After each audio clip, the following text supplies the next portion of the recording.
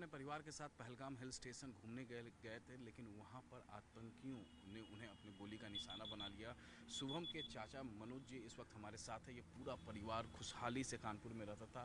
2 महीने पहले शुभम की शादी हुई थी और उसके बाद कल आपके पास ये सूचना आई।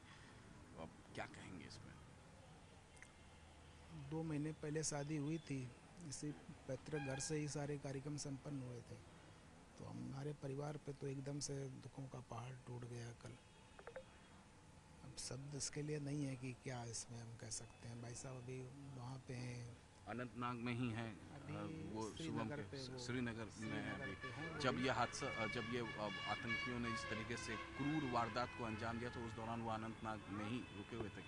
जहाँ पे घटना हुई है पहलगाम पे, तो वो ये शुभम और बहू ऊपर चले गए थे ऐसा बताया हमको। और बाकी के लोग जो हैं, क्योंकि 11 लोग गए हुए थे, सारे परिवार के रिश्तेदार जो थे वो नीचे रुक गए थे। ये था कि ये लोग अभी थोड़ी देर पे वहाँ पे घूम के आ जाते हैं। और उसके बाद ये वहाँ पे ऊपर गए, उसके बाद ये घटना हो गई है थोड़ी देर के बाद में। हमें यहाँ पे कुछ जानकारी हुई कि कश्मीर में एक आतंकवादी हमला हुआ। हमने 2:15 बजे जब भाई साहब को फ़ोन किया है, वो कुछ बता नहीं पाए स्पष्ट रूप से, परेशान थे। फिर जब दोबारा फ़ोन किया तो उन्होंने बताया कि यहाँ कुछ शुभम को गोली लगी है, ऐसी सूचना आ रही है। और अभी कुछ हमें स्पष्ट नहीं है और कुछ बताने की स्थिति में नहीं है। शुभम के साथ उनकी पत्नी भी थी जब पहलगाम हिल स्टेशन वहाँ गए हुए। हाँ, जब वहाँ ऊपर जहाँ पे ये हमला हुआ है वहाँ पे दोनों लोग थे वो। दोनों पत्नी लोग थे। पत्नी पत्नी थी। से कोई आपकी बातचीत हुई है कि पत्नी ने हमारी क्या? कोई नहीं, हमारी कल से कोई बात नहीं हुई बहू से, कुछ भी नहीं।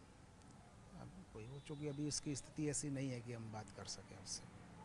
आखिरी बार कब बातचीत हुई और बॉडी को लाने का किस तरीके से क्या टाइमिंग है यहाँ पे भाई कानपुर साहब में? से बात हो रही है हमारी, भैया से लगातार संपर्क में है हम उनसे। और जैसा कि वहाँ पे अभी बताया जा रहा है कि शायद संभवतः शाम तक यहाँ पे बॉडी आ जाएगी शुभम की।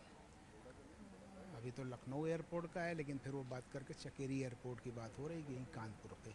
चूँकि यहाँ पे डीएम साहब से भी संपर्क में है, तो उन्होंने बोला है कि कानपुर अगर हम लोग हमें लाया जाए तो ज़्यादा सुविधा रहेगी। जब भी हमारे देश में इस तरीके से आतंकी हमला होता है, कश्मीर में हमला हो, पहलगाम हिल स्टेशन कल का हमला हो, 26/11 का हमला हो, हर जगह पाकिस्तान का हाथ निकल कर सामने आता है। क्या मैसेज आप देना चाहेंगे? देखिए, अब हाथ निकल कर आता है तो हाथ होता है ना, तभी हाँ। तो निकल के आएगा ना। तो पाकिस्तानी होता है पीछे। देखिए, आतंकवाद जहाँ जहाँ से है, आप तो मीडिया से हैं ना, तो आप हमसे ज़्यादा बेहतर जानते हैं इस चीज़ को कि आतंकवाद की जड़ें कहाँ पे हैं। हम अगर आपसे प्रश्न पूछें कि आतंकवाद की जड़ें कहाँ पे हैं, तो आप कहाँ पाकिस्तान बताएंगे? पाकिस्तान। मानेंगे आप इस बात को? तो आतंकवाद तो वहीं से पैदा किया जा रहा है ना। और धर्म के आधार पर, जैसा पूंछ के गोली मारी गई वहाँ पे, तो कोई धर्म ये थोड़ी ना, उसी धर्म का कोई ये नियम नहीं है कि आप किसी धर्म में लिखा हो कि नहीं आप गोली मार दीजिए पूंछ के। तो आतंकवाद तो एक अलग ही तरीके का धर्म हो गया ना, कट्टरता का, जो चला आ रहा है बहुत सदियों से। तो उत्पत्ति तो वहीं से हो रही है उसकी। तो उसको, उस पर सरकार को एक्शन लेना चाहिए। सर, एक नया सर्जिकल स्ट्राइक ये सरकार का अपना है कि मोदी वो जी से किस अपील तरीके करते से। हैं, प्रधानमंत्री जी से। और आतंकवाद को मिटाने के लिए युद्ध करना पड़े तो करना चाहिए मोदी जी को।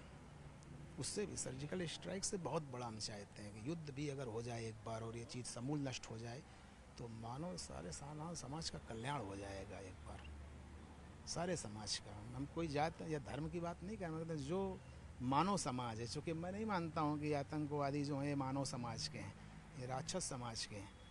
तो सारे मानव समाज का कल्याण हो जाएगा इससे। प्रशासन में किसी से बातचीत हुई आपकी? कल से बहुत लोगों की से बात हो चुकी है। जैसे हमने बताया कि डीएम साहब संपर्क में हैं, सतीश माना जी संपर्क में हैं, पूर्व स्वास्थ्य मंत्री अनंत मिश्रा जी संपर्क में हैं, हमारे गुरु पंडित के दुबे पद्मेश जी संपर्क में हैं, चिंतक जी हैं, रमेश चिंतक जी संपर्क में हैं। बाकी बहुत सारे विधायकों का फ़ोन आया हमारे पास, बहुत सारे लोगों का फ़ोन आया। तो सभी लोग सहयोग में हैं। अब यहाँ पे कोई ये हम नहीं देख रहे हैं कि सामने कौन सी पार्टी का है क्या है। जो दुख की घड़ी में हमारे साथ खड़ा है वो हमारा अपना है। तो सभी लोगों से संपर्क चल रहा है। लेकिन पाकिस्तान को सबक सिखाना चाहिए। बिल्कुल। कोई कोर कसर नहीं छोड़ना है। छोड़ेंगे तो फिर इस तरीके की घटनाएं होती रहेंगी ना।